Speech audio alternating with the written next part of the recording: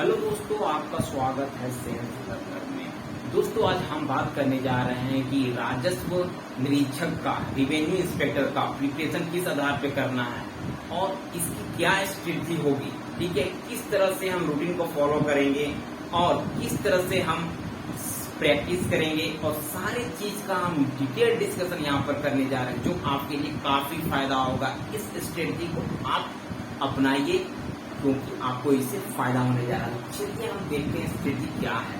ठीक है, देखिए सबसे पहले हमको यहाँ पर देखना है राजस्व निरीक्षक रिवेन्यू इंस्पेक्टर की कैसे तैयारी करें, हाउ टू प्रिपेयर। ठीक है, वैकेंसी 205 है। ठीक है, सारे कैटेगरी में आप मिला लोगे, वीमेन के लिए और जनरल वैकेंसी सबके मिला के पीडब्ल्यूडी मिलाकर 205।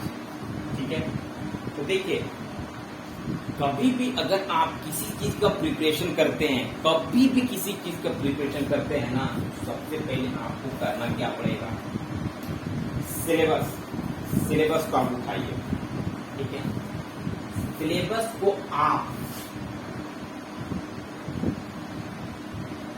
10 टाइम पढ़िए। ठीक है, 10 बार सिलेबस को पढ़िए और सिलेबस में जितना बोला है वो लगभग आपके माइंड में होना चाहिए। ठीक है, इतना ध्यान से सिलेबस पढ़ जाओ कि दिमाग में सिलेबस बैठ जाए, है ना। इट इज सेड दैट कि जो बंदा अगर तैयारी करता है कॉम्पिटिटिव एग्जामिनेशन, अगर सिलेबस पढ़ लेता है सही से ना, तो समझिए वो 50% अपना प्रिपरेशन पूरा कर लिया। ठीक है, सिलेबस से ही आपको चलना है, सिलेबस से बाहर एक भी नहीं पढ़ना है, आएगा भी नहीं क्वेश्चन। ठीक है, सिलेबस उठाइए नोटिफिकेशन से, उसके बाद सिलेबस का एक प्रिंट निकाल लीजिए। जो जो आपको पढ़ना है सिलेबस में उसका आप प्रिंट निकाल लीजिए, चाहे वो टेक्निकल सब्जेक्ट का हो, चाहे वो जीएस का हो, चाहे वो साइंस का हो, चाहे वो मैथ का हो, आप चाहे आपका लोकल लैंग्वेज है वो आप सबका निकाल लो। ठीक है, जो आप लैंग्वेज लिए हो, ठीक है, वो अपने पास रखना है। ठीक है ना, वो सिलेबस है हमारा। ठीक है, उसके बाद रूटीन के अकॉर्डिंग हमको पढ़ना है। ठीक है, जितने भी हमारे पास सब्जेक्ट है, जितने भाग में हमको पढ़ना है, सबके लिए अलग अलग टाइम आप फ्रेम कर दो, है ना। टाइम एकदम फ्रेम कर देना है कि हमको मॉर्निंग में क्या पढ़ना है, इवनिंग में क्या पढ़ना है, रात में क्या पढ़ना है, दोपहर में क्या पढ़ना है, सबके लिए आप टाइम फ्रेम कर दो। ठीक है, और देखिए आपको टेक्निकल सब्जेक्ट का बुक तो लेना पड़ेगा, सिलेबस उठाइए और बुक खोजिए। ठीक है, देखिए एक चीज हमेशा याद रखिए कि आप बुक लेने में कोताही नहीं बरतना है। अगर आपका 500-1000 रुपया कुछ खर्च हो जाए तो खर्च कीजिए, क्योंकि पैसे हम काफी बर्बाद करते हैं, लेकिन अच्छी चीजों में पैसे बर्बाद करना वो आपके लिए अच्छा है। अगर आप बुक ले रहे हो, आपको पढ़ना है, ठीक है, तो आप उसमें पैसा खर्च कर सकते हो, लेकिन बहुत सारे ऐसे चीज होते हैं जहाँ पर पैसा खर्च होता है, वो मायने नहीं रखता है। लेकिन इसमें आपको पैसा खर्चा करके जितना हो सके आप डिफरेंट टाइप का बुक खरीद सकते हैं, क्योंकि एक ही बुक में सारा चीज अवेलेबल नहीं होता है। ठीक है, बुक तो आप खरीदिएगा। ठीक है, उसके बाद आप देखिएगा कि है ना, कि रूटीन बनाएंगे, है ना, सबका रूटीन फ्रेम कर देना है और उसको केयरफुली पढ़ना है। ठीक है, देखिए सिलेबस भी साथ में है, तो देखिए सिलेबस में जो पहला पॉइंट हमको बोल दिया है ना, उसको पहले पढ़िए। उसको ये नहीं कि हम 10 मिनट पढ़े और ब्रेक कर दिए दूसरा चीज पढ़ने लगे, ऐसा बिल्कुल नहीं है। जो टॉपिक को आप पकड़े ना, जो टॉपिक को आप पकड़ लिए उसको आपको पूरा करके ही उठना है ना। मान लीजिए मॉर्निंग में पढ़े और मॉर्निंग में पढ़ लिए, तो जितना पढ़े ना, उसके बाद जब नेक्स्ट टाइम पढ़ने बैठिए तो भी उसी टॉपिक को मीन्स आप टारगेट रखिए कि अगर कोई सब्जेक्ट चुने हुए हैं, इस सब्जेक्ट में से ना, जब तक उस टॉपिक को नहीं कंप्लीट करेंगे तब तक हमको नेक्स्ट पॉइंट में जंप नहीं करना है, क्योंकि उसको पूरी तरह से खत्म कर लेना है। जो भी आप चैप्टर को पढ़ रहे हैं पूरा उसको पढ़ लीजिए, डिटेल में पढ़िए उसको सिलेबस के अकॉर्डिंग। और उसके बाद उससे रिलेटेड क्वेश्चन देखिए कि इससे रिलेटेड क्या क्वेश्चन हो सकता है ना, किस तरह के क्वेश्चन होंगे। सारे चीज का एक आपको क्वेश्चन का फॉर्म में तैयार करते चलना है।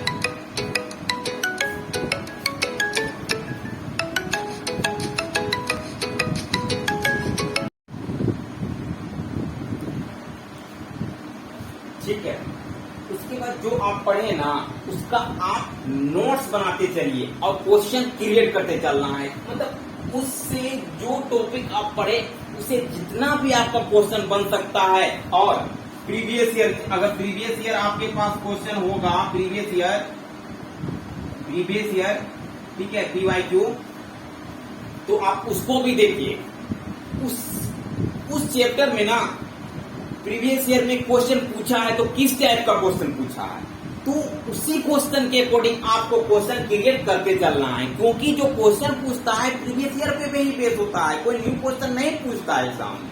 तो प्रीवियस ईयर भी साथ में रखना है और क्वेश्चन को करते चलना है। ठीक है, सेम उसी टाइप के क्वेश्चन आप फॉर्म करने की कोशिश करोगे। ठीक है, और जैसे वो चैप्टर खत्म, आप सिलेबस में जो प्रिंट आपका होगा उसमें आप अंडरलाइन कर दो कि ये मेरा कंप्लीट है। ठीक है, ये मेरा कंप्लीट हो गया। फिर नेक्स्ट में हमको आगे चलना है, धीरे धीरे करके हमारा सिलेबस आगे बढ़ता जाएगा। और सारे चीज का उसी तरह से नोट्स प्रीवियस ईयर चेक करेंगे और क्वेश्चन क्रिएट करते चलना है। आपका क्वेश्चन नहीं छूटने वाला, एग्जाम में आप डेफिनेटली बढ़िया करोगे अगर ये मेथड आप अपनाते हो तो। ठीक है, आपको जान लगा देना है, क्योंकि वैकेंसी बहुत मुश्किल से आती है। क्योंकि पंचवर्षीय परियोजना, आज पंचवर्षीय योजना चलता है, वैकेंसी 5 साल में एक बार, उसके बाद नेक्स्ट 5 साल में आएगा। तो 5 साल के बाद तो आपको एज ही खत्म हो जाएगा। ठीक है, तो आपको उसी आधार पे करना है। ठीक है, और सबसे बड़ी बात जो होती है, कभी भी कोई बंदा प्रिपरेशन करता है ना तो उसको रिवीजन में कमांड करना होता है। ठीक है, अगर आप रिवीजन में कमांड नहीं करते हैं ना तो आपका सिलेक्शन कभी नहीं हो पाएगा, क्योंकि फिर आप पढ़ते ही रह जाओगे बार बार। ठीक है, तो रिवीजन, अगर आप जो चीज को दिन में पढ़ते हो ना उसको एवरी डे आपको रिवीजन करना ही करना है। रिवीजन अगर आप नहीं किए ना तो आप नहीं पढ़ पाइएगा।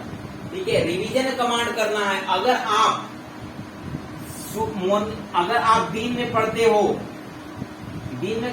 हो ना तो शाम होते होते सिर्फ आपको 10% ही याद होता है, आप भूल जाइएगा। लेकिन जब रिवीजन कर लीजिएगा शाम में तो आपको पूरा रिकॉल हो जाएगा जितना आप पढ़े थे।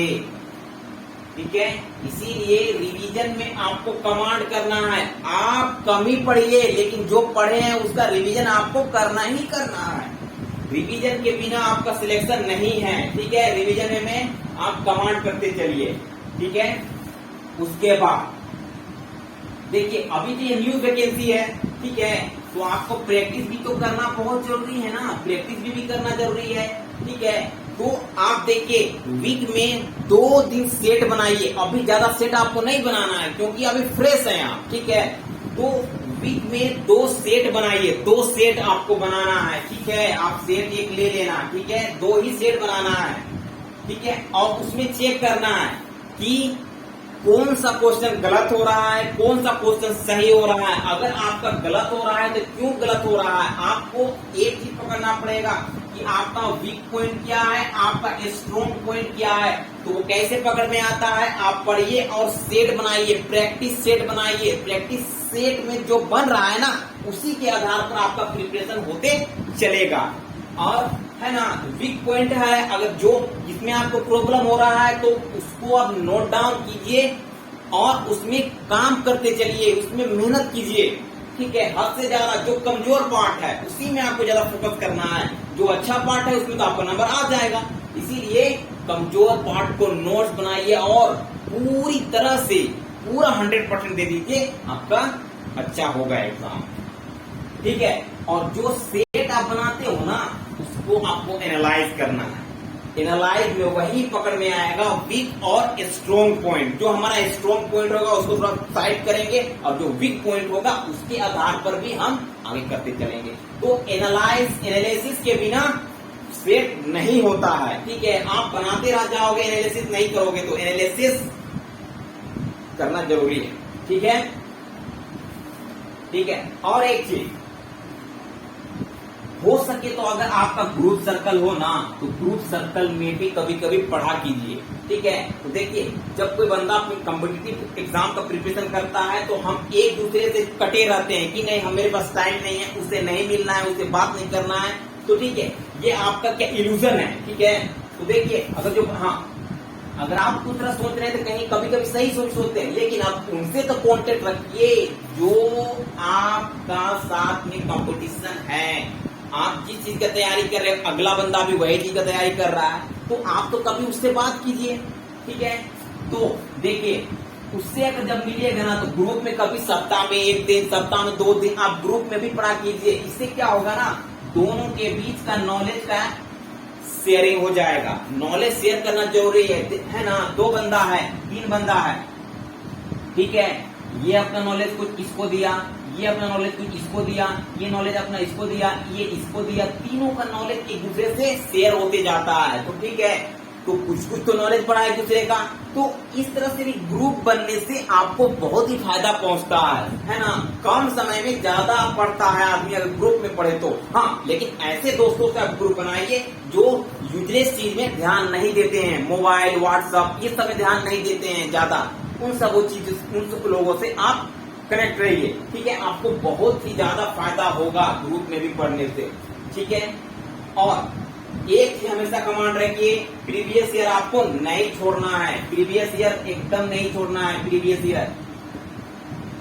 इससे रिलेटेड एग्जाम तो हुआ होगा ना, प्रीवियस ईयर, है ना, इससे रिलेटेड कभी एग्जाम हुआ होगा, उस सब चीजों को क्वेश्चन को खोजने की कोशिश कीजिए।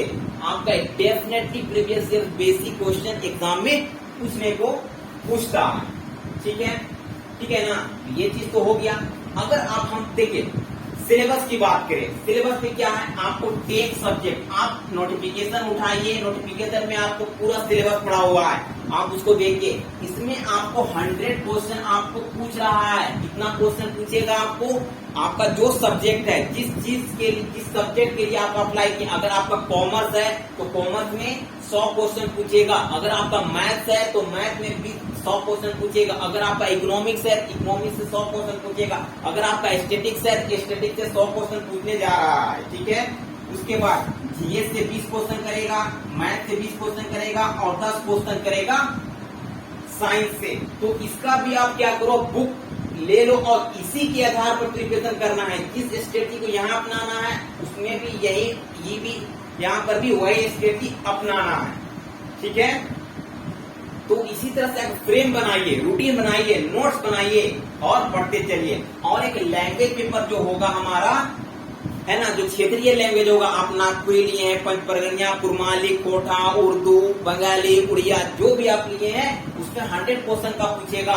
तो देखिए, इसमें भी ज्यादा फोकस करना है क्योंकि सिलेक्शन यही दिला सकता है, क्योंकि लैंग्वेज पेपर है, लैंग्वेज पेपर आसान होता है। आप थोड़ा पढ़िए, ज्यादा सीखिए लैंग्वेज में, ठीक है। तो ये इसका जो पॉलिसी है ना, इसमें भी अप्लाई करना है, ठीक है। तो इस तरह से सारे चीज को एक सिस्टम से आप एक सिलेबस वाइज धीरे धीरे पढ़ते चलना है और सारे चीज को क्लियर करते रहना है। और प्रीवियस ईयर से ही आपको आगे चलना है, तो प्रीवियस ईयर के बिना आपका एक क्वेश्चन पूछेगा नहीं, ठीक है। तो आई होप कि ये आपको समझ में आ गया होगा, ठीक है। तो चलिए, थैंक यू।